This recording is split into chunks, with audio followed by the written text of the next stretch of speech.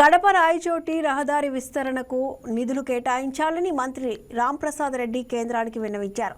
ఈ మేరకు కేంద్ర రోడ్డు రవాణా జాతీయ రహదారుల శాఖ అధికారులతో సమావేశమైన మంత్రి రాంప్రసాద్ రెడ్డి కడప రాయచోటి NH40 4 లైన్స్ రహదారిని అభివృద్ధి చేయాలని కోరారు. ఇందుకోసం 2026-27 వార్షిక ప్రణాళిక కింద అనుమతి ఇవ్వాలని వినతి పత్రం అందించారు. Tirupati inter model bus terminal సహా కీలక రవాణా ప్రాజెక్టులపై చర్చలు జరిపారు. కొన్ని మీ దృష్టికి తీసుకొని పోతాను.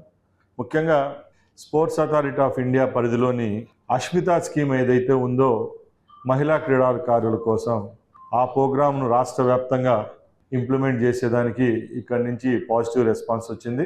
అలాగే సండే ఆన్ సైకిల్ అనే కార్యక్రమాన్ని కూడా అన్ని జిల్లా హెడ్ క్వార్టర్స్లో వచ్చే మార్చి నుంచి చేసేదానికి కూడా రాష్ట్ర కేంద్ర ప్రభుత్వాలు పనిచేస్తాయని తెలియజేసుకుంటున్నా. అలాగే ముఖ్యంగా ఖేలో ఇండియా అనే పథకం ఏదైతే ఉందో గత 2 పర్యాయాలుగా మోడీ గారు ప్రధానమంత్రి అయిన తర్వాత అన్ని రాష్ట్రాల్లో ఇన్ఫ్రాపరమైన డెవలప్మెంట్స్లో ఖేలో ఇండియా నిధులే కీలకంగా మారడం, అవి ఇప్పుడు మా రాష్ట్రానికి కూడా కావాలి.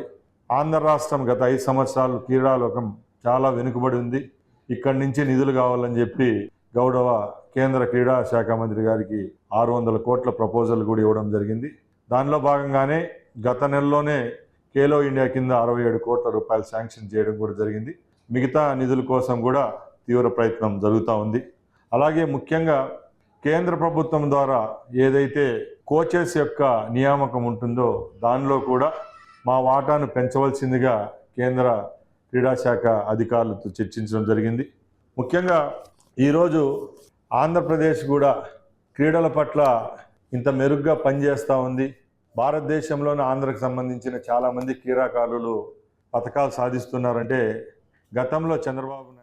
Please subscribe to YK TV Network. Please subscribe to YK TV. Please watch YK News. Don't forget to subscribe YK News channel